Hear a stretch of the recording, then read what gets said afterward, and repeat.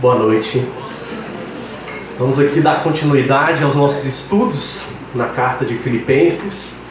Carta, inclusive, que me impressionou muito no meu estudo aqui. Eu tenho para passar para vocês essa noite. Então eu já convido vocês a abrirem lá no capítulo 1. A gente vai ler a partir do versículo 12 e vamos até o versículo 26. Filipenses capítulo 1, versículo 12. Nós vamos até o versículo 26.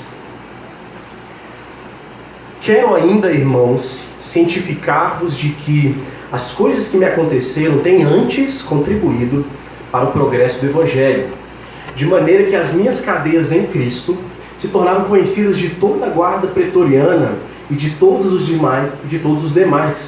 E a maioria dos irmãos, estimulados no Senhor por minhas algemas, ousam falar com mais desassombro a palavra de Deus. Alguns, efetivamente, proclamam a Cristo por inveja e porfia. Outros, porém, o fazem de boa vontade. Estes, por amor, sabendo que estou incumbido da defesa do Evangelho. Aqueles, contudo, pregam a Cristo por discórdia, insinceramente, julgando suscitar tribulação às minhas cadeias. Todavia, que importa, uma vez que Cristo, de qualquer modo, está sendo pregado, quer por pretexto, quer por verdade. Também com isto me regozijo, sim, sempre me regozijarei. Porque estou certo de que isto mesmo, pela vossa súplica e pela provisão do Espírito de Jesus Cristo, me redundará em libertação, segundo a minha ardente expectativa e esperança, de que em nada serei envergonhado. Antes, com toda ousadia, como sempre também agora, será Cristo engrandecido no meu corpo, quer pela vida, quer pela morte. Porquanto para mim, o viver é Cristo e o morrer é lucro. Entretanto, se o viver na carne traz fruto para o meu trabalho, já não sei o que hei de escolher. Ora, de um e outro lado, estou constrangido, tendo o desejo de partir e estar com Cristo, que é incomparavelmente melhor. Mas, por vossa causa, é mais necessário permanecer na carne. E convencido disso, estou certo de que ficarei e permanecerei com todos vós para o vosso progresso e gozo da fé, a fim de que aumente, quanto a mim, o motivo de vos gloriardes em Cristo Jesus, pela minha presença de novo convosco. Vamos orar? Pai querido, graças te damos, ó Deus, por essa noite e por esse acampamento. Obrigado, Deus, porque o Senhor prepara momentos tão oportunos para que a gente estude a palavra, para que a gente desfrute da comunhão dos santos. Obrigado, Deus, porque o Senhor tem abençoado tanto essa igreja e outros que estão aqui com a gente, mas nos ajude nesse momento agora a estarmos atentos para ouvir a palavra do Senhor, até mesmo, Deus, quando ela falar contra nós, Pai. Mas que o Teu Espírito Santo fale mais alto e que o Teu Espírito Santo também constrange os nossos corações para ouvir aquilo que o Senhor tem a dizer a nós, Pai. Que a gente seja santificados, também fortalecidos pelo Evangelho e que Cristo seja glorificado. Em nome de Jesus. Amém. Gente, temos aí um texto, no mínimo, curioso para lidar hoje à noite. Eu queria começar esse sermão / palestra, eu ainda estou treinando os meus dotes de sermão, gente, eu tenho que confessar isso. Mas eu queria fazer uma leitura de um martírio importante na história da igreja, talvez um dos grandes martírios que foram registrados e um dos primeiros, que é o martírio de Policarpo. Policarpo aqui é um dos grandes pais da igreja. E só para vocês terem uma noção, na escadinha que ele se encontra, ele foi discípulo do apóstolo João e mestre de um outro pai da igreja muito importante, chamado Irineu de Lyon. E logo cedo Policarpo é martirizado, ele é morto pelas forças do Império Romano por causa da sua fé. E o que eu vou ler aqui, gente, é um diálogo que ele tem logo antes dele ser martirizado, dele ser especificamente queimado.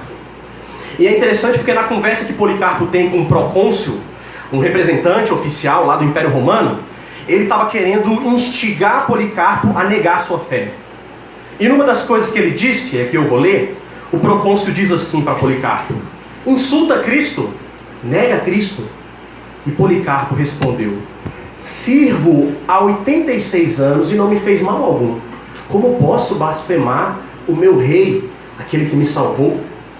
E Policarpo, logo à frente, né, depois que eles ameaçam a jogá-lo aos leões ou queimá-lo na fogueira, Policarpo novamente responde: tu ameaças com o fogo que queima um momento e depois se apaga, mas não conheces o fogo do juízo que virá e da punição eterna reservada aos ímpios. Mas por que demoras? Faz vir o que quiseres. Dizendo estas e outras muitas palavras, se encheu de coragem e de alegria, e o seu rosto se encheu de graça. Assim que a fogueira ficou pronta, e aqui eu estou lendo o documento, tá? Assim que a fogueira ficou pronta, puseram Policarpo logo à volta dos materiais preparados para a fogueira. Quando foram para pregá-lo, Policarpo disse: deixai-me assim, porque aquele que me concede suportar o fogo, me concederá também resistir firme na fogueira, sem a necessidade dos vossos pregos. Então não pregaram, mas amarraram ele. Postos as suas mãos atrás das costas, amarrando-o, Policarpo, antes de ser queimado, ora. Atenção na oração de um dos primeiros pais da igreja. Pai do teu amado e bendito Filho Jesus Cristo, por meio do qual te conhecemos, Deus dos anjos e das potestades. Te bendigo por me teres julgado digno deste dia e deste momento, fazendo-me participante no número dos mártires, do cálice do teu Cristo para a ressurreição da alma e do corpo, na vida eterna e na incorruptibilidade do Espírito Santo. Que eu possa hoje ser acolhido entre eles diante de ti num sacrifício agradável, como tu mesmo me preparaste agora, Deus bondoso e leal. Por isso eu te louvo também por todas essas coisas. Te bendigo, te dou glória, por meio do Pontífice eterno Jesus Cristo, teu Filho, e por meio da nossa união com Ele no Espírito Santo, agora e sempre, nos séculos vindouros. Amém. Logo depois, eles acenderam a fogueira. Gente, aqui a gente tem um relato dark, né? Um dos grandes martírios da fé cristã. E por que eu estou lendo isso, gente? Tem uma razão. O texto que vocês acabaram de ler de Filipenses é um relato breve de um missionário chamado Apóstolo Paulo. E eu lembro, inclusive, na minha infância, eu tive a grata oportunidade de nascer num lar onde a minha mãe queria todos os dias que eu tivesse contato com os trabalhos missionários, que várias pessoas faziam. Então ela todo dia, eu era meio resistente com isso, mas ela insistia em todo dia que eu pudesse ver e conhecer países diferentes onde tem cristãos pregando o Evangelho. E uma das coisas que eu lembro claramente, gente, na minha infância, é que quando você escuta histórias de missionários, de proclamação do Evangelho em outros povos, você tem um sentimento misto, no mínimo ambíguo. E esse sentimento é um sentimento de alegria, que você fica feliz porque o Evangelho está sendo proclamado, mas ao mesmo tempo você sente medo, pavor, porque eu não sei se vocês já pararam para conversar com missionário, gente, mas ele tem histórias absurdas para contar. Sofrimento, perseguição, desafios. E o que a gente tem nesse texto de Filipenses é algo parecido. Sabe quando o missionário da sua igreja precisa prestar contas? E aí ele escreve uma carta não, né? Ele manda um e-mail hoje para relatar o que está acontecendo com ele no campo missionário. Tem algo parecido aqui nesse trecho. O apóstolo Paulo está contando aquilo que está acontecendo com ele naquele momento. Porque ele tem alguns objetivos ao fazer isso. E, gente, a história do apóstolo Paulo é a história de um missionário. Um missionário, obviamente, apostólico, mas ainda assim missionário. Então, no sermão de hoje, eu gostaria de dividir em 3 pontos. Atenção, 3 pontos que estão dentro desse relato, desse breve relato do que está acontecendo com o apóstolo Paulo. A gente vai ver que o apóstolo, ao escrever sobre a sua obra missionária, ele quer encorajar a igreja. Então a gente vai ver o encorajamento do apóstolo. A gente vai ver um pouco sobre a libertação desse apóstolo. E, por final, a gente vai ver a alegria do apóstolo. E tudo isso vai ter a ver com o tema central. Vocês estão enxergando aí no slide, união com Cristo, ok? 3 pontos: o encorajamento, a libertação do apóstolo e a alegria do apóstolo Paulo. Vamos começar, gente, no primeiro ponto, o encorajamento do apóstolo. Só para que vocês sejam mais convencidos, observe aí que de fato se trata de um relato. Ele quer dar ciência de algo que está acontecendo com ele. Olha aí o versículo 12. Quero ainda, irmãos, cientificar-vos.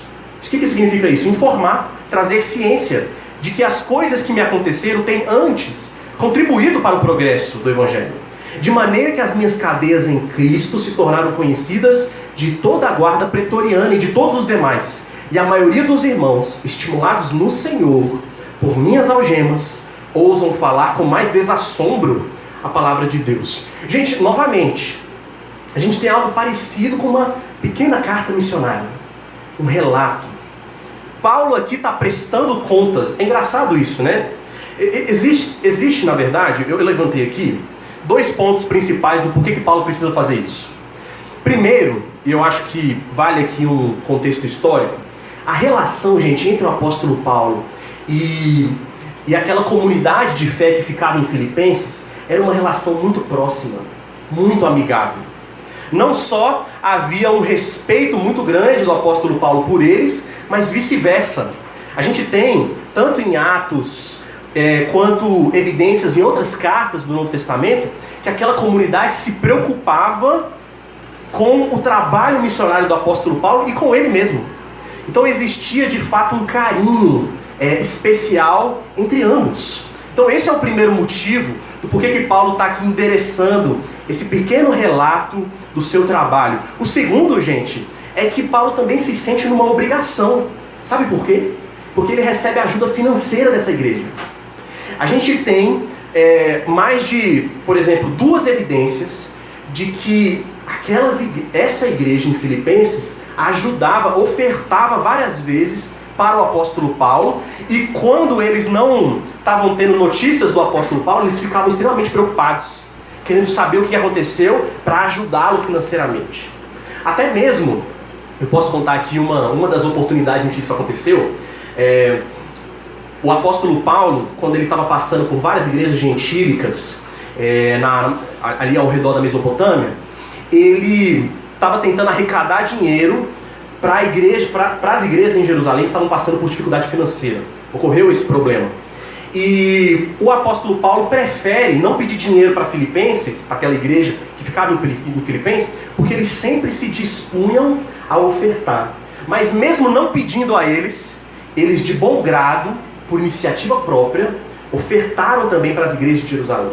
Tamanho exemplo de abnegação e de cuidado que eles tinham com o apóstolo Paulo. Então você tem aqui, gente, um relato. Faz sentido a gente pensar hoje, por exemplo, que o missionário tem que relatar o que ele está fazendo, né? Afinal de contas, é a igreja que paga ele, né? Mas atenção, o caso aqui é um pouco diferente.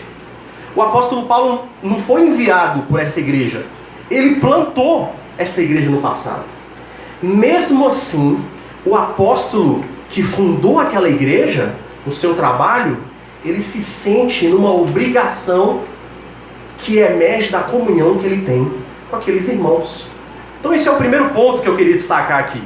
Você tem um apóstolo que está fazendo algo parecido com o que os missionários fazem hoje. Mas atenção, gente, o nosso primeiro ponto é o encorajamento que o apóstolo Paulo dá àqueles irmãos. Ao relatar os seus trabalhos, o apóstolo Paulo quer encorajar, quer fortalecer a fé deles. E como é que ele faz isso? Mostrando que o trabalho dele não está andando para trás. Que o evangelho continua sendo proclamado. Vocês perceberam isso no texto? Olha que interessante. Quero ainda, irmãos, cientificar-vos. Lá no versículo 12. Que as coisas que me aconteceram têm antes contribuído para o progresso do evangelho. Então Paulo está falando assim, o fato de eu estar preso nesse momento, e aqui é um detalhe importante, Paulo, gente, quando ele escreveu essa carta, ele se encontra preso, provavelmente em Roma. Ele foi preso nas mãos dos judeus, mas como ele tinha cidadania romana, e os judeus estavam extremamente indignados com ele, o que Paulo pede? Ele apela para ser julgado em corte romana, para que ele tenha mais chance de se defender. Então, essa é a situação absolutamente angustiosa que o apóstolo Paulo se encontra. Ele está preso. E ele quer encorajar os irmãos dele em Filipenses, falando que, apesar dessas circunstâncias, o evangelho tem progredido. E ele oferece duas evidências do porquê que o evangelho tem progredido. Primeiro, pelo fato dele estar preso, o evangelho chegou agora à guarda pretoriana. Não só isso, os cristãos, por causa da situação específica do apóstolo Paulo, os cristãos que ouviram falar dessa situação foram encorajados a pregar o evangelho ainda mais com vigor, com coragem. De forma, diz o texto, para usar especificamente a palavra que está aí, desassombrosa, sem medo. Então olha que interessante, uma situação de dificuldade, de circunstâncias negativas, não impede a proclamação e o avanço do trabalho missionário. O evangelho continua se espalhando. Isso é uma ironia muito engraçada, gente, porque o que o apóstolo Paulo está fazendo aqui é responder a alguns inimigos dele lá. Em grande medida, os inimigos do apóstolo Paulo estavam falando assim, agora que ele está preso, isso vai atrapalhar o trabalho dele. Porém, de acordo com Paulo, a ironia é que o evangelho avançou ainda mais. Isso é ironia. Vamos continuar na leitura aqui, gente. Olha só o versículo 15. Versículo 15.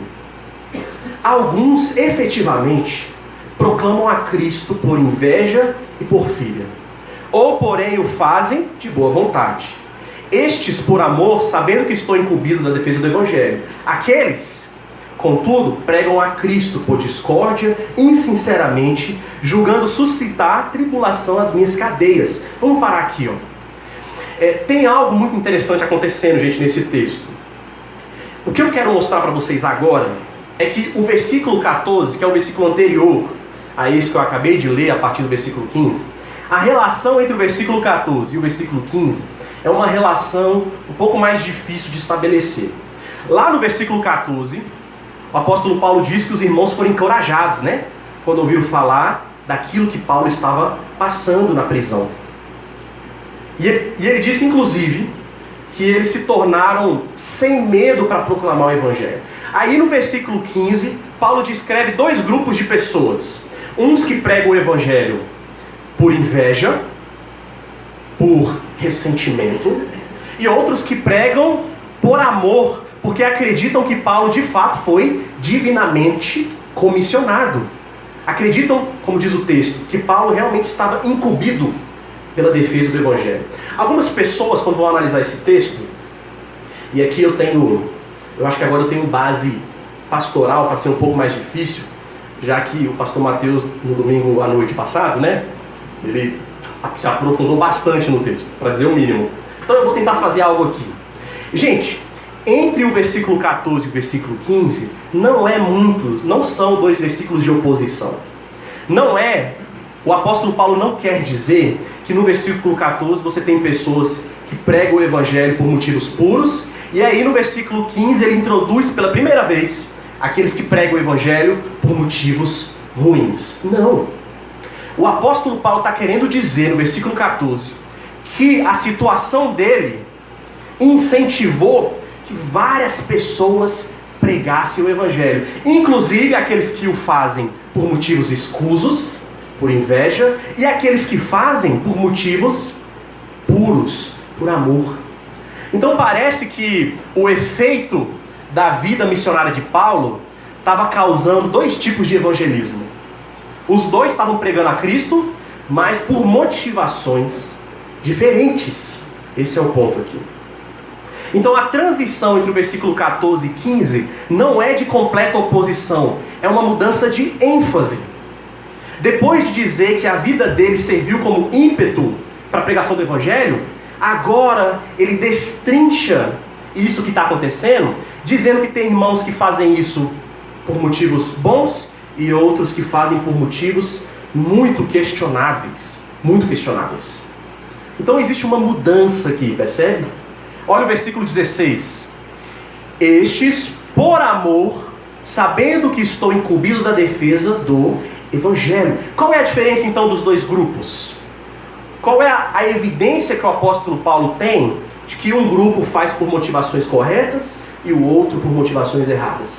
É que um grupo acredita que o apóstolo Paulo é de fato comissionado por Deus. Ele é realmente um apóstolo enviado por Deus. E é interessante que essa palavra incumbidos no grego, ela pode ser traduzida por destinado. É como se o apóstolo Paulo tivesse sido predestinado para fazer aquele trabalho mesmo. Vamos agora para o versículo 17. Aqueles, contudo, eu já li com vocês, né? Pregam a Cristo. Eles pregam outra coisa? Não. Eles pregam o que, gente? Cristo. Mas como? Por discórdia, insinceramente, julgando suscitar tribulação às minhas cadeias. Então o que os oponentes estavam tentando fazer, gente? Os oponentes de Paulo. A gente vai falar um pouco sobre eles daqui a pouquinho. Eles estavam querendo aumentar as tribulações, o sofrimento do apóstolo Paulo. Fazendo o quê? Pregando Cristo. Gente, isso não é estranho? Gente, é isso que o texto está dizendo, tá? Agora, eu poderia perguntar aqui: em que os oponentes acham que pregando a Cristo, eles vão estar aumentando a tribulação do apóstolo Paulo lá na prisão? Gente, nós podemos aqui tentar, o texto não fala, ele não é tão explícito, né, sobre quem são os oponentes, os inimigos do apóstolo Paulo. A gente consegue traçar algo a partir da carta de Filipenses e comparando com outras cartas. Mas aqui, gente, pode ser talvez que esses outros missionários que são oponentes do apóstolo Paulo estivessem com inveja do trabalho dele, porque de fato, se você parar para pensar, o apóstolo Paulo em pouco tempo, ele consegue evangelizar um vasto território ali naquele mundo do primeiro século. Então, por inveja, aproveitando agora que Paulo está ausente do campo missionário, porque ele está preso, essas pessoas começam a proclamar o evangelho para de alguma forma ganhar um nome em cima do apóstolo Paulo. Essa é uma possibilidade, tá? Ou talvez esses inimigos de Paulo estivessem pregando o evangelho com mais afinco agora, aproveitando a impossibilidade do apóstolo, porque eles serviam a um outro líder que podia ser rival do apóstolo Paulo. Então, enfim, as possibilidades são inúmeras aqui. Mas o ponto é o seguinte: eles achavam que ao fazer isso, eles iriam despertar no apóstolo Paulo uma certa competição, um certo ciúme. Mas eu vou um pouco além, gente. Eu não acho que tem só aqui uma rivalidade entre o apóstolo Paulo e os inimigos. Tem uma questão teológica envolvida no porquê que eles estão fazendo isso. Gente, nós sabemos, e vocês vão ver, eu vou ter que dar alguns spoilers aí da pregação, eu não sei se vai ser do Jefferson ou do pastor Mateus, eu prometo não entrar tanto. Mas vocês vão ver que um dos problemas que o apóstolo Paulo enfrenta nessa carta é o problema dos judaizantes. Isso vai ficar bem claro, por exemplo, no capítulo 3. E provavelmente o que está acontecendo aqui é essa questão teológica que os inimigos de Paulo discordam bastante dele. O que está acontecendo aqui, gente, é que esses irmãos estão se aproveitando da ausência do apóstolo para pregar o evangelho de Cristo, mas depois inserir alguns elementos judaizantes. Não é uma judaização tão forte quanto você tem lá em Gálatas. A gente vai voltar nesse ponto. Mas, de alguma forma, eles discordavam dessa ênfase do apóstolo Paulo, quando ia pregar, de não colocar nenhum fardo da lei em relação à salvação. De que os gentios tinham acesso livre a Cristo por meio da fé. E esse era o problema, era isso que eles discordavam. Eles achavam isso muito frouxo. E a ideia deles era pregar o evangelho para depois, de forma sutil, inserir elementos judaizantes. Isso combina com o todo da carta. Mas, gente, o que importa aqui é o texto bíblico, não é? O que o apóstolo Paulo responde? Versículo 18. O que ele vai fazer em relação a isso? Todavia, que importa? Olha que interessante. Uma vez que Cristo, de qualquer modo, está sendo pregado, quer por pretexto, quer por verdade, também com isto me regozijo. Sim, sempre me regozijarei. Gente, a resposta do apóstolo Paulo é que ele fica feliz. O apóstolo Paulo está alegre. E ele fala por que ele está alegre. Porque no final das contas, Cristo está sendo pregado. O evangelho está sendo espalhado independente dos motivos. Eu vou ler aqui um comentário. Eu estava essa semana tentando me debater com esse texto, né? E num dos comentários que eu estava lendo, o autor cita um trechozinho de uma das obras de Lutero, que diz o seguinte. Isso aqui é Lutero falando, tá? A pregação, atenção, a pregação que não ensina Cristo não é apostólica, mesmo que venha de Pedro ou Paulo. Então, a pregação que ensina Cristo é apostólica, mesmo que venha de Judas, Pilatos ou Herodes. Eu posso até acrescentar aqui, tá? Para ficar mais grave. Mesmo que venha do próprio Satanás. Gente, eu gostaria de extrair disso. Eu sei que a gente tem que lidar com alguns problemas, né? Algumas perguntas que a gente faz quando se depara com isso que Paulo está dizendo. Mas eu queria extrair aqui duas aplicações para vocês hoje. E para mim também. Primeiro ponto, antes da gente resolver esse problema, que eu acho que está aí na mente de vocês. A verdade do Evangelho independe de nós, tá? E independe do quanto nós estamos conformados a ela. Vou repetir. A verdade do Evangelho independe de nós e independe do quão conformados nós estamos a ela ou não. Vou fazer uma outra citação do comentarista que eu estava lendo. A citação acima de Lutero é muito importante. O que importa é o conteúdo do Evangelho, não aquele que prega. Aqui há uma clara distinção da validade do Evangelho a despeito do pregador, da independência da verdade bíblica em relação ao caráter da pessoa que prega. Mas, aqui eu já me adianto, isso não significa, essa aplicação que eu estou dando aqui, isso não significa, gente, que não importa como nós vivemos. Isso não significa que a gente não tenha que se conformar àquilo que a gente prega, ao Evangelho de Cristo. Eu não estou excluindo essas coisas, ok? Porque senão a gente vai justificar a posição do hipócrita, né? Não era o fariseu que falava, mas não fazia? Mas para pensar no que Jesus disse certa vez lá nos Evangelhos. Que os fariseus que se assentam lá na cadeira de Moisés, eles ensinam, né, a lei de Deus. O que a gente tem que fazer em relação a isso? Ouvir o que eles dizem, mas não fazer o que eles fazem. Olha que interessante. Não é porque existe o hipócrita, o fariseu, aquele que não vive conforme aquilo que prega, que a gente vai jogar fora a verdade da pregação. Porque a pregação, gente, ela tem poder em si mesma, porque o poder dela é derivado de Deus. Então, independente de quem manipula, a verdade continua sendo independente. Ela não pertence, ela não é uma posse nossa. Mas isso não exclui a nossa obrigação de ser coerente com a verdade. Por que eu estou tocando nesse ponto, gente? Isso é muito importante. Porque muitas vezes as pessoas, por causa da existência da hipocrisia, elas acham que elas podem abandonar os imperativos do Evangelho. Não. A igreja, por exemplo, pode estar cheia de hipócritas. E provavelmente vai estar, né? Porque é um lugar de pecadores salvos pela graça de Deus. Mas isso não invalida que o Evangelho continua sendo o poder de Deus. E a verdade. Ok? E qual é o problema aí se a pessoa é hipócrita, se ela não se conforma com a mensagem do Evangelho? É a pessoa. Eu não posso diminuir as exigências do Evangelho para tentar moldar, conformar a pessoa ao Evangelho. O Evangelho tem que permanecer absolutamente intacto. Gente, isso é tão importante que isso é a base, por exemplo, para outras doutrinas fundamentais que a gente acredita. Pensa aí na questão do sacramento.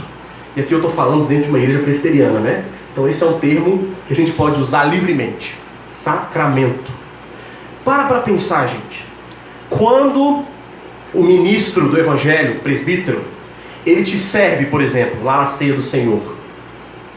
Imagina se aquele presbítero é uma pessoa que vive uma vida dupla, que ele acumula uma série de pecados que ninguém sabe. Ele é um falso cristão. Ele pode até mesmo ser um lobo em pele de cordeiro, mas que ainda não foi identificado pela igreja.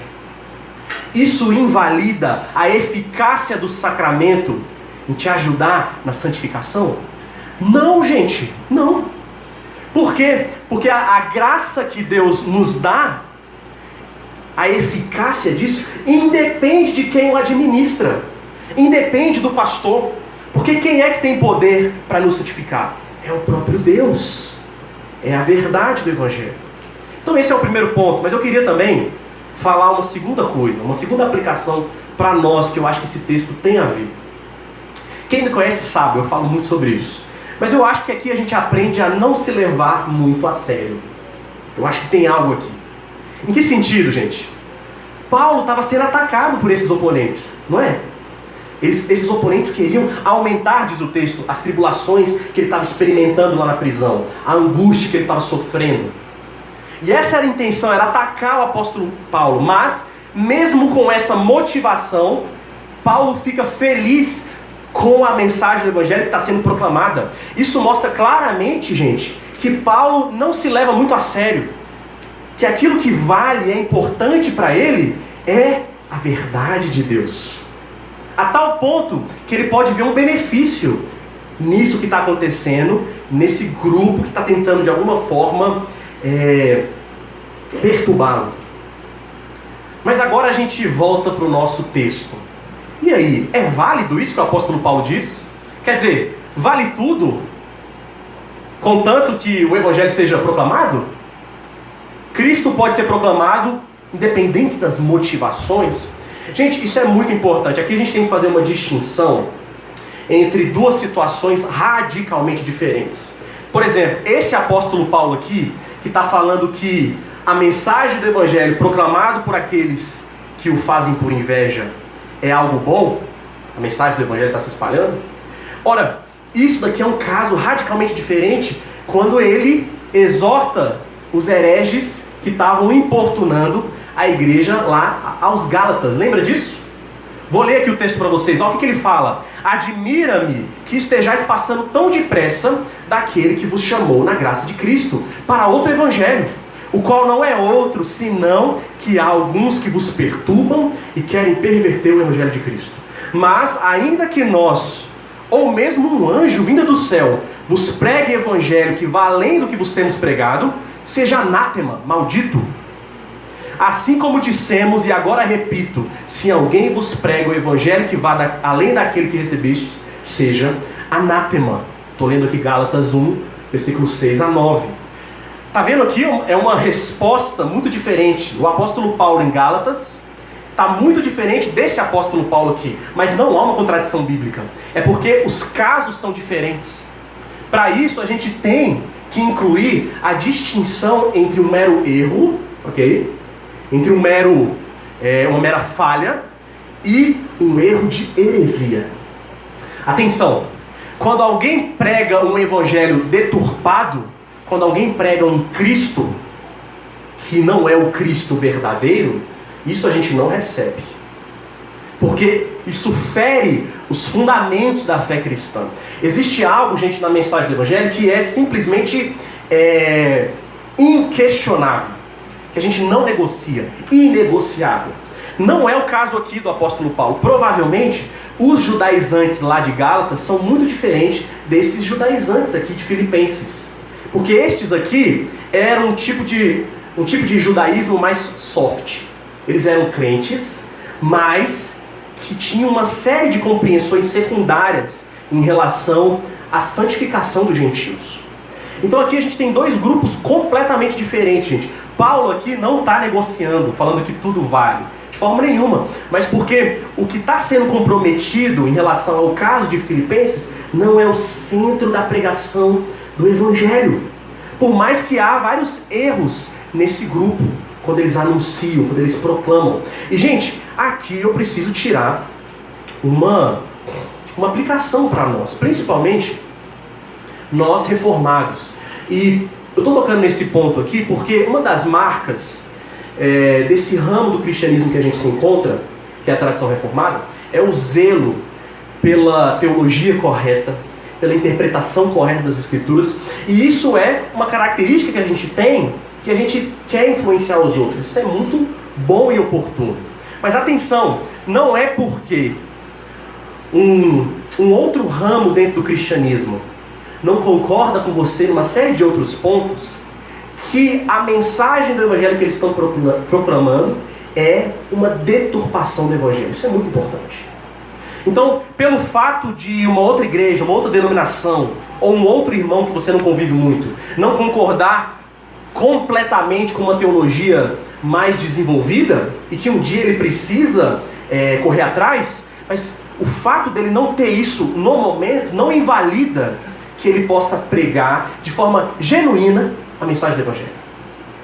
A missão de Deus pode ser proclamada de formas diferentes quando a mensagem do evangelho é preservada. Vou usar um exemplo aqui. Eu me debati muito para não utilizá-lo, mas eu acho que vai ser interessante. Mas claro que eu vou fazê-lo com cuidado.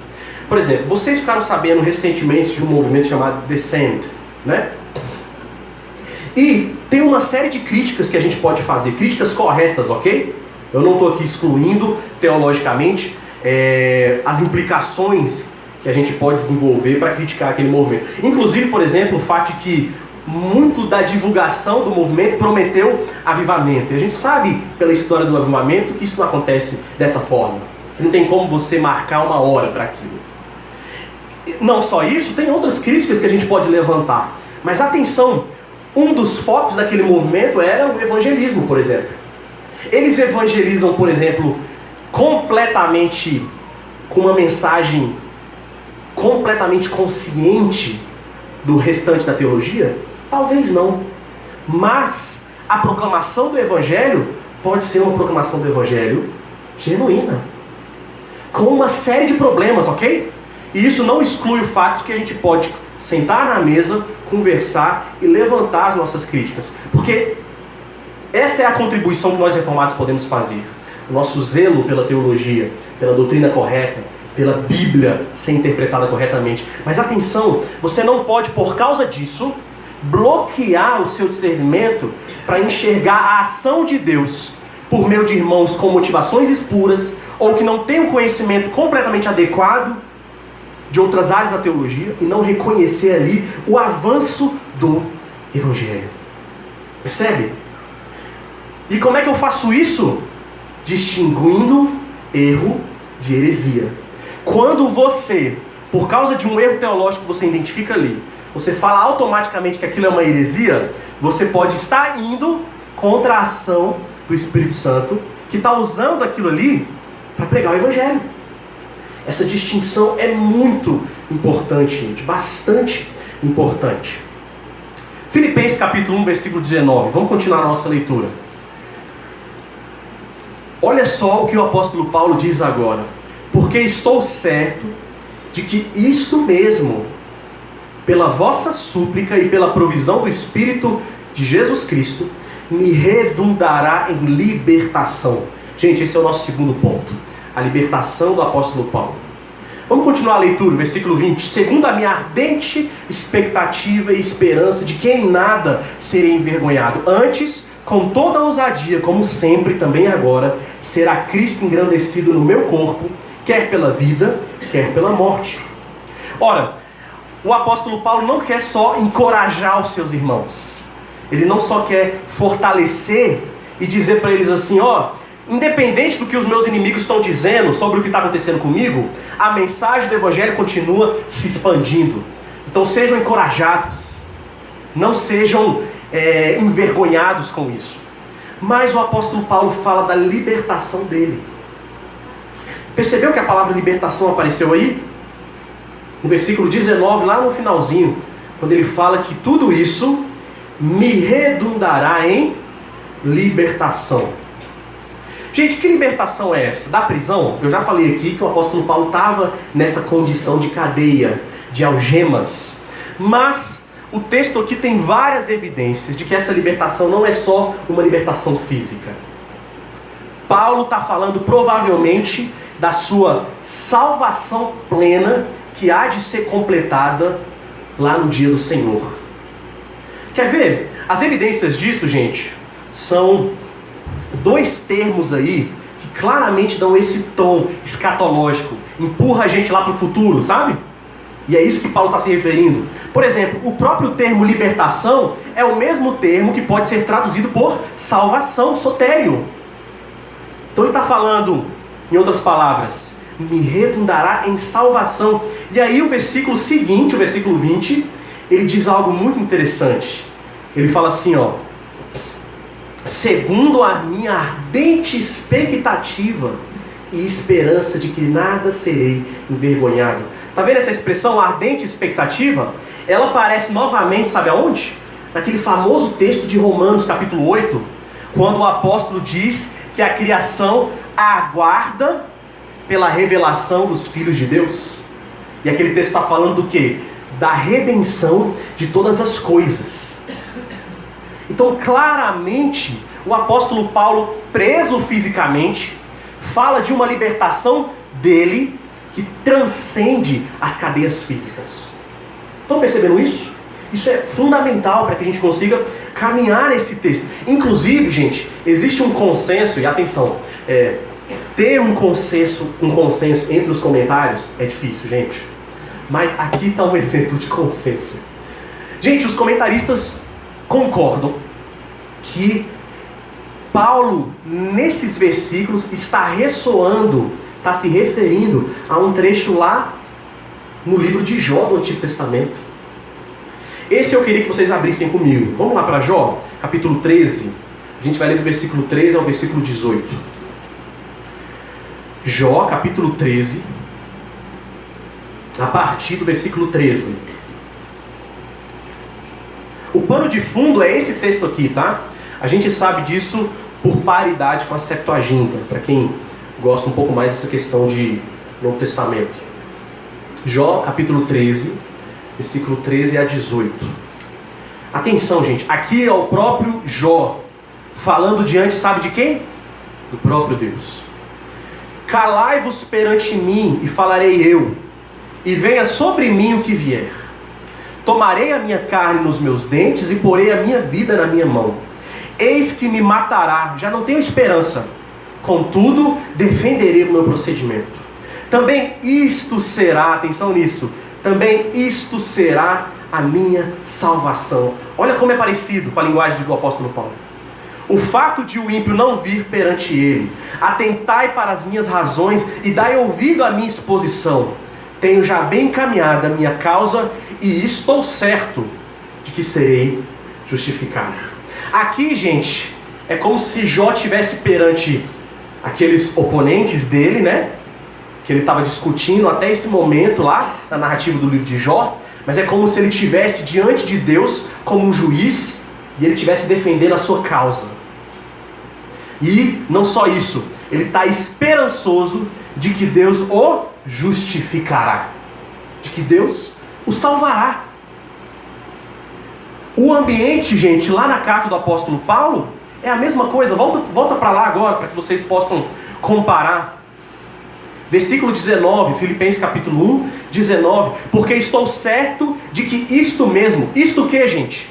Toda essa situação que o apóstolo Paulo está vivendo, de prisão, de sofrimento, de pessoas fazendo algo contra ele, isto mesmo, pela vossa súplica e pela provisão do Espírito de Jesus Cristo, me redundará em libertação. Gente, que esperança belíssima para os nossos sofrimentos e para as nossas angústias. E da onde vem, gente, essa expectativa, ou melhor, essa ardente expectativa e esperança de que a salvação do apóstolo Paulo será completada lá no final? Ele fala assim, ó: em nada, atenção, versículo 20, está na Bíblia de vocês aí, ó: em nada serei envergonhado. Atenção nessa expressão, gente. A vergonha aqui não tem a ver meramente com uma emoção, tá? Para pensar no que eu acabei de dizer. O texto está se referindo à salvação escatológica, a salvação completada, final. Então, o que se refere aqui, gente? A palavra envergonhado. Gente, isso ressoa as palavras do Antigo Testamento, que diz respeito àquelas pessoas que desobedecem a Deus, que perante o juízo de Deus, elas são reprovadas. Essas pessoas, de fato, têm que o quê? Se envergonhar. Olha como essa é a linguagem do apóstolo Paulo. Vou citar um versículo aqui em 1 Coríntios, capítulo 1, 27 a 29. Pelo contrário, Deus escolheu as coisas loucas do mundo para o quê? Envergonhar os sábios. Escolheu as coisas fracas do mundo para envergonhar, olha a palavra aí, os fortes. E Deus escolheu as coisas humildes do mundo, as desprezadas, e aquelas que não são, para reduzir a nada as que são, a fim de que ninguém se vanglorie na presença de Deus. Um outro texto, agora do apóstolo João, lá em 1 João 2, versículo 27 a 29. Gente, esse texto é fundamental. Filhinhos, agora, pois, permanecei nele, para que quando ele se manifestar, tá vendo aqui? A projeção para o futuro? Tá vendo o peso escatológico desse texto? Quando ele se manifestar, falando de Cristo, tenhamos confiança e dele não nos afastemos envergonhados na sua vinda. Se sabeis que ele é justo, reconhecei também que todo aquele que pratica a justiça é nascido dele. Quem está em Cristo não vai se envergonhar. Pode ter a certeza de que a sua salvação, que começou com Cristo, vai terminar com Cristo. Isso não parece um texto, um versículo que vocês leram hoje de manhã? Que eu sei que o pastor Mateus pregou nisso. Aquele que começou a boa obra há de completar, gente. É isso que Paulo está se referindo. Então, para pensar nisso. Existe uma conexão muito grande entre essa compreensão final que Paulo tem da sua salvação com aquilo que ele está vivendo no presente. Paulo, especificamente aqui, amarra seus problemas locais, o fato dele estar preso, sofrendo, angustiado, ele amarra com isso, com algo que vai acontecer com ele no fim dos tempos. Olha a perspectiva aqui. Paulo, então, ele consegue se enxergar por meio das promessas de Deus em relação à completude da sua salvação no dia do Senhor. Essa relação é fundamental, gente. Fundamental. Porque isso diz algo sobre nós, sobre o nosso sofrimento. Gente, a salvação não acontece, atenção nisso, a salvação não acontece a despeito do meu sofrimento, a despeito do seu sofrimento. Eu não chamei a atenção de vocês para isso, porque eu queria deixar para agora, mas voltem lá no versículo 13 de Filipenses. Olha o que o apóstolo Paulo diz no texto que nós já lemos. De maneira que as minhas cadeias em Cristo se tornaram conhecidas de toda a guarda pretoriana e de todos os demais. Atenção, o apóstolo Paulo não está dizendo que o evangelho foi proclamado a despeito do seu sofrimento. Perceberam isso? Ele está falando que o sofrimento dele está dentro da proclamação do evangelho. É isso que ele está dizendo. Novamente, as minhas cadeias em Cristo se tornaram conhecidas de toda a guarda pretoriana. Ou seja, a situação que ele vive tem uma razão, adquire um significado quando a gente enxerga a nossa vida agora à luz da narrativa do evangelho, da narrativa da história da redenção, à luz daquilo que vai acontecer conosco lá na frente, à luz, desculpa a insistência, das promessas de Deus. Versículo 14: e a maioria dos irmãos, estimulados no Senhor por minhas algemas. É a circunstância do apóstolo Paulo que se torna, gente, plataforma de pregação do evangelho. O evangelho não caminha rodeando o seu sofrimento, rodeando a sua situação específica. A sua situação específica tem a capacidade, se você souber utilizá-la, de aumentar, amplificar a voz do evangelho. Sofrimento, gente, adquire um novo significado. Outro detalhe que eu pulei propositalmente. Eu pergunto aqui para vocês, e para mim também, infelizmente. Vocês oram? Vocês oram muito? Outra pergunta. Vocês pedem oração por vocês? Por que eu estou falando isso, gente? Tem um detalhe nesse texto que eu achei impressionante quando eu pela primeira vez me atentei a isso. Olha só o que ele fala lá no versículo 19 novamente. Porque estou certo de que isto mesmo, ou seja, toda essa situação, pela vossa súplica e pela provisão do Espírito de Jesus Cristo, me redundará em libertação. A salvação do apóstolo Paulo passa por meio das orações que ele recebe de outras pessoas. E que o Espírito Santo age por meio dessas orações. Gente, olha que curioso. A oração permite que a gente participe da obra apostólica com outros irmãos. Eu não sei se você já pensou nisso, mas você pode contribuir para a santificação do seu irmão por meio da sua oração. É isso que o texto está dizendo. Aí você fala assim, é um tipo de salvação por obras? Quer dizer que agora eu, pelo meu poder e pelo meu esforço, estou conseguindo contribuir na santificação minha e do meu irmão? Gente, quando nós levantamos essa pergunta, eu gosto muito de como o John Piper responde. Tem um vídeo dele em que ele fala algo que é... Ele coloca as coisas em termos muito interessantes. Ele diz assim, ó: de fato Deus sabe de todas as coisas. Não só sabe, como Ele determina tudo o que vai acontecer. Mas Deus não só determinou a sua salvação. Deus não só determinou a sua santificação. Deus determinou os meios pelos quais você seria abençoado para ser santificado. Então Deus não determina só o ponto final, mas tudo aquilo que está entre a sua santificação e a obra de Deus, Deus determina tudo isso aqui, esse intermédio.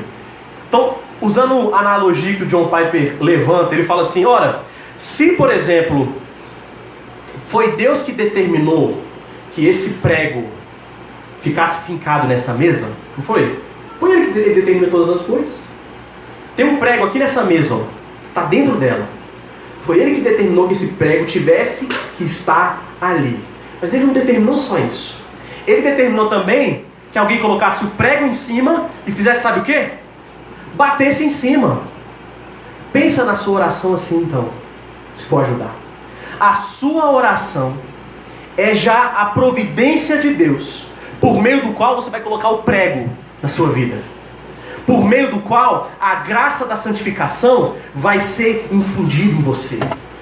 Pelo poder, pela provisão, diz o nosso texto, do Espírito de Jesus Cristo. Meu irmão, ore, é isso que eu estou falando.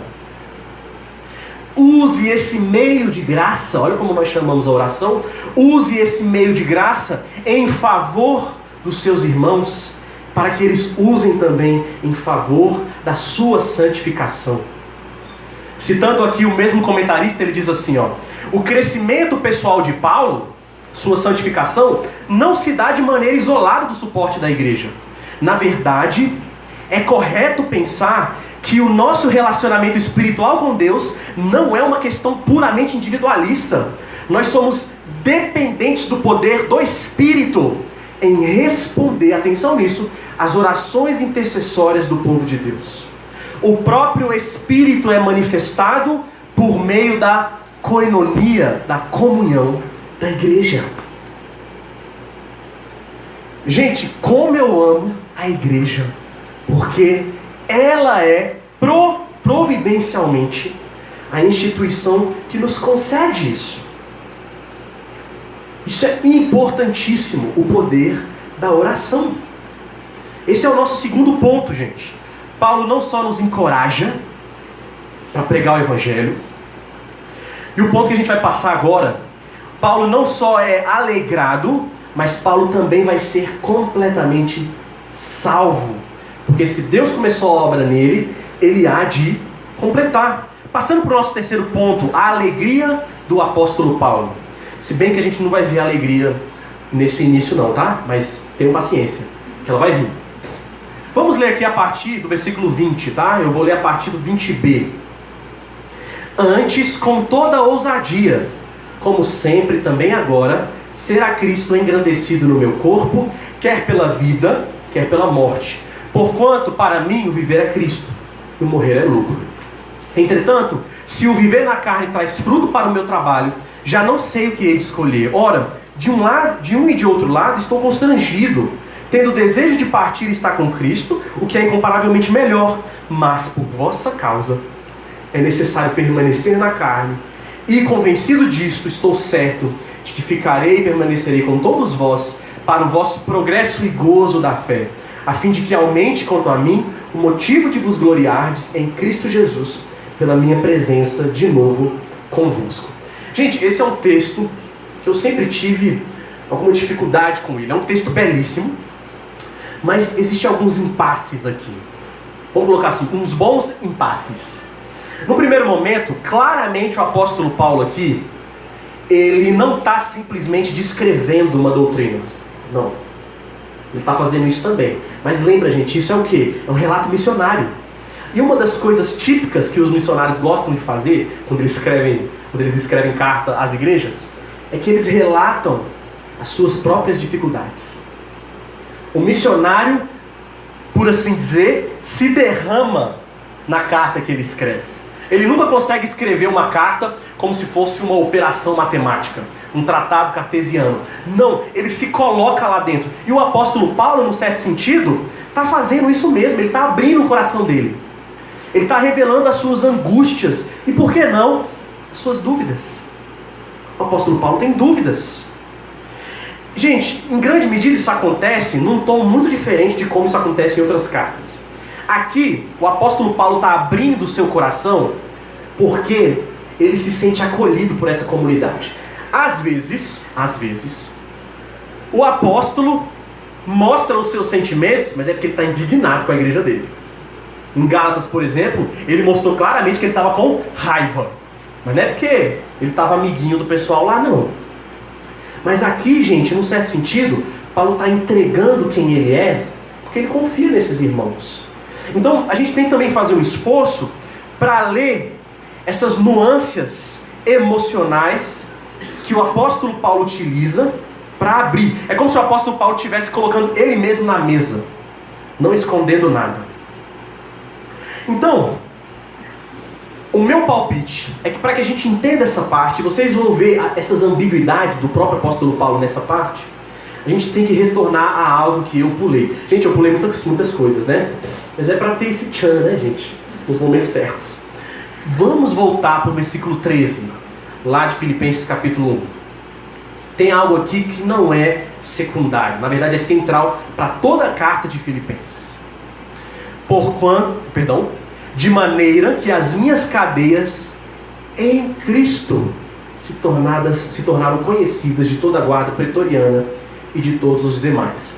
Algumas traduções, quando traduzem esse versículo, falam que o apóstolo Paulo, as cadeias do apóstolo Paulo se tornaram conhecidas para a guarda pretoriana por causa de Cristo. Mas essa não é a tradução adequada. O termo aqui, gente, as expressões que são utilizadas em grego estão intencionalmente querendo colocar da forma como está aí na revista atualizada. Em Cristo. O sofrimento de Paulo está em Cristo. E é isso que é comunicado, conhecido na pregação do Evangelho. Aqui a gente tem praticamente uma das fundamentais doutrinas que vai ser trabalhado durante toda essa carta, principalmente, dando um spoiler aqui, principalmente na parte do Jefferson, ok? Mas que vai ser trabalhada é a doutrina da união mística com Cristo, da união misteriosa. De algum modo, nós participamos da existência de Cristo. Gente, falar isso é um pouco mais. Estava conversando aqui, agora com o irmão, antes de começar o culto. Isso é um pouco mais do que dizer que a gente aponta para Cristo. E de fato, a gente tem que imitar a Cristo. É um dos nossos mandamentos. É um dos nossos imperativos, a imitatio Christi. Mas nós não só imitamos a Cristo. Nós não só apontamos para Ele. Quando nós somos unidos a Cristo, algo maior acontece. Para pensar numa placa. Sei lá, você está dirigindo uma estrada está dirigindo o seu carro, e aí você vê uma placa que tem um desenho de um boi na placa. É porque provavelmente pode passar um boi ali e você tem que estar atento. Vamos supor que você veja aquela placa e aí você fala assim: meu Deus do céu, um boi desenhado, deixa eu me desviar dele. Isso faz sentido?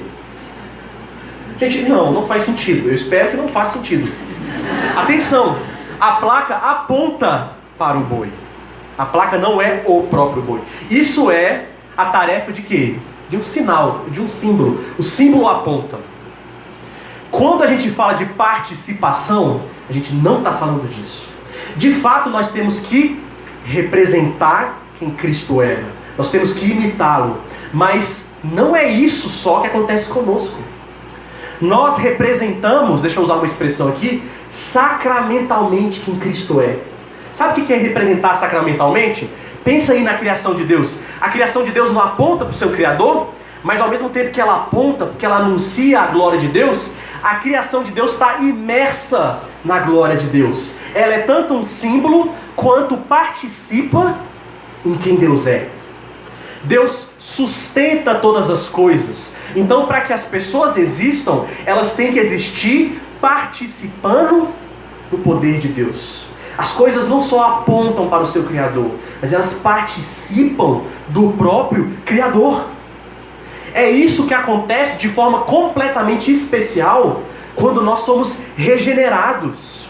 Quando nós somos regenerados, nós somos identificados com Cristo. Isso significa, gente, que toda a nossa história acontece, para usar uma expressão de Paulo, que ele vai repetir ao longo dessa carta, acontece em Cristo. Gente, isso é fundamental. O apóstolo Paulo não quer só comunicar o Evangelho como se o Evangelho fosse algo distante dele. Como se ele estivesse falando do Evangelho, o Evangelho está ali, ó, eu estou comunicando aquilo. Não. Olha como é que o apóstolo Paulo comunica o Evangelho no seu sofrimento. De maneira que as minhas cadeias em Cristo se tornaram conhecidas. O que é proclamado aqui é a união que Paulo tem com Cristo Jesus a tal ponto dele olhar para o seu sofrimento como participação dos sofrimentos de Cristo. Ora, se você foi unido à vida de Cristo, isso só foi possível porque antes você foi unido a Ele na sua morte. E é isso que está acontecendo. Gente, sem essa doutrina da união com Cristo, não tem como entender completamente esses textos que a gente precisa ler novamente agora. Filipenses capítulo 1, versículo 20. No finalzinho do versículo: antes, com toda a ousadia, como sempre também agora, será Cristo engrandecido no meu corpo, quer pela vida, quer pela morte. Gente, isso é muito interessante, porque é claro que Cristo vai ser engrandecido na vida do apóstolo Paulo em qualquer circunstância, seja na vida, seja na morte, porque ele está em Cristo Jesus. E isso dá o tom, isso dá o norte, a direção para que a gente interprete os outros versículos. Vamos continuar lendo. Porquanto, diz o apóstolo Paulo, para mim o viver é Cristo e o morrer é lucro. E agora vai vir as ambiguidades. Agora o apóstolo Paulo vai colocar as opiniões dele aqui, as dúvidas que ele tem. Entretanto, se o viver na carne traz fruto para o meu trabalho, já não sei o que hei de escolher. Olha a dúvida do apóstolo Paulo. Essa dúvida aqui é o seguinte, gente. Ele descobriu que a função da vida dele é estar unido a Cristo. Por isso que para ele a morte é lucro. Atenção, gente, a morte só é lucro se ao morrer eu estou cumprindo a vontade de Cristo. Não é qualquer morte que é lucro. Não é porque eu fui salvo que eu posso simplesmente me matar. Essa morte não vai ser lucro, vai ser desperdício. Em que sentido que a morte é para mim um lucro? É se eu consigo enxergar que a vontade de Cristo é que eu seja morto, por exemplo. É por isso que os cristãos não têm dificuldade com o martírio, porque eles entendem que eles estão unidos a Cristo e eles participam do sofrimento dele. Ora, concluindo isso, diz o apóstolo Paulo, o morrer é lucro? Então eu fico na dúvida, porque quando eu estou aqui nessa vida, é isso que ele quer dizer com se o viver na carne traz fruto para o meu trabalho, aqui, gente, a expressão carne não tem a conotação negativa, tá? Nas outras cartas, como tem, por exemplo, em Romanos, ele não está falando aqui de obras da carne, ok? Quando ele fala carne ou corpo, ele está falando dessa vida presente agora. O que ele está? Qual é a dúvida do apóstolo Paulo? Ora, o meu trabalho missionário dá muitos frutos. Eu tenho muito ainda que viver para Cristo, glorificando a Ele, expandindo o Evangelho. Mas morrer com Cristo também é lucro. Então, o que eu vou escolher? Versículo 23. Ora, de um e de outro lado, estou constrangido. O termo aqui, gente, é como se ele tivesse encurralado. Percebe? Cristo é suficiente, mas o meu trabalho aqui dá frutos. O que eu escolho? O que é melhor para mim agora? De um ou outro lado, estou constrangido. E aí Paulo confessa qual é o desejo maior que ele tem. Tendo o desejo de partir, está com Cristo, o que é incomparavelmente melhor. Mas o que o apóstolo Paulo tem que fazer nesse momento agora? Ele tem que viver para Cristo, porque isso é a sua missão. Não é o momento agora de morrer. O momento agora é de continuar proclamando o Evangelho. E ele explica o porquê. Mas por vossa causa é mais necessário permanecer na carne. Está vendo aqui que carne não tem o sentido negativo, né? Senão seria muito estranho. Ele está dizendo que por causa da igreja lá dos Filipenses, ele tem que permanecer na prática de obras pecaminosas? De forma nenhuma. Ele está reconhecendo, eu ainda tenho um trabalho apostólico para realizar. E convencido disto, estou certo de que ficarei e permanecerei com todos vós, para vosso progresso e gozo da fé. Gente, o objetivo do apóstolo Paulo é comunicar a alegria que ele tem por estar unido a Cristo. Eu gosto muito disso. John Piper costuma dizer várias vezes que Deus é mais glorificado ainda quando nós nos deleitamos nele. Quando nós aumentamos o nosso prazer em Deus, Deus é mais glorificado ainda. Não basta saber que eu estou unido com Cristo. Eu preciso comunicar isso aos meus afetos e sentir alegria, gozo, regozijo. Mesmo quando eu estiver triste. Esse é o paradoxo da vida cristã, né? Entristecidos, mas alegres. Para citar também o Novo Testamento aqui. Por que, gente, alegres? Porque a alegria não é um mero sentimento. A alegria é esse estado de consciência que está unido a Cristo e que quer comunicar essa alegria aos outros. Versículo 23. A fim de que aumente quanto a mim o motivo de vos gloriardes. Olha só a relação entre alegria e glória a Deus. De vos gloriardes em Cristo Jesus pela minha presença de novo convosco. Então como é que a gente tem que viver, gente? Unido a Cristo. E quando eu estou unido a Cristo, eu posso saber o que eu tenho que fazer. Se eu tenho que pregar, se eu tenho que ter paciência, se eu tenho que dar significado à angústia que eu estou vivendo. Mas tudo isso assume um outro significado por causa da relação nova que eu tenho. Que relação é essa? Que eu estou em Cristo Jesus.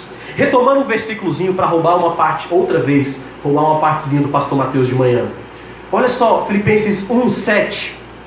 Aliás, é justo que eu assim pense de todos vós, porque vos trago no coração, seja nas minhas algemas, seja na defesa e confirmação do Evangelho, pois todos sois o quê? Participantes da graça comigo. É isso. A união com Cristo não só te une a Cristo, atenção nisso. A união com Cristo te une aos outros irmãos, porque todos nós estamos em Cristo. Gente, eu gostaria de encerrar relendo a oração de Policarpo. Em grande medida eu desejo que a oração dele seja a nossa oração hoje, para que a gente, com sinceridade de coração, não pelos motivos errados, mas com coração honesto, ore para que Deus verdadeiramente nos torne consciente de que nós estamos participando da mesma natureza de Cristo Jesus. E é isso que ele fala. Novamente, Policarpo ora: Pai do teu amado e bendito Filho Jesus Cristo, por meio do qual te conhecemos, Deus dos anjos e das potestades, te bendigo por me teres julgado digno deste dia e deste momento, fazendo-me participante no número dos mártires do cálice do teu Cristo para a ressurreição da alma e do corpo, na vida eterna e na incorruptibilidade do Espírito Santo. Que eu possa hoje ser acolhido entre eles diante de ti, num sacrifício agradável, como tu mesmo me preparaste agora, Deus bondoso e leal. Por isso eu te louvo também por todas as coisas, te bendigo, te dou glória, por meio do Pontífice eterno Jesus Cristo, teu Filho, e por meio dele, a nossa união com ele, no Espírito Santo, agora e sempre nos séculos vindouros. Amém. Vamos orar? Pai eterno, nós damos graças, ó Deus, porque a tua palavra fala conosco poderosamente. Obrigado, Deus, porque nós estamos completamente unidos com Jesus Cristo. Estamos nele, revestidos dele. A morte e a sua ressurreição é a nossa morte e a nossa ressurreição. Que nos ajude a nos conformarmos com esta nova vida. Nos ajude a proclamarmos o Evangelho, anunciando a nossa união com Cristo. Através da nossa vida, que o Senhor nos transforme a tua igreja, ó Deus. Nos ajude também a fazermos isso em comunhão, reconhecendo que o teu Espírito que nos une, o mesmo Espírito que habita em Cristo Jesus, é o nosso Espírito, Pai. Obrigado por tamanha conexão. Obrigado, Deus, porque nós somos transformados por essa verdade.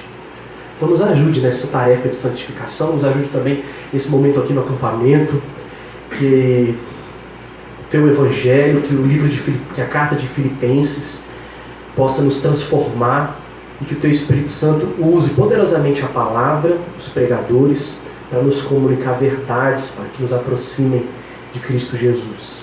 Essa é a nossa oração, em nome de Jesus. Amém.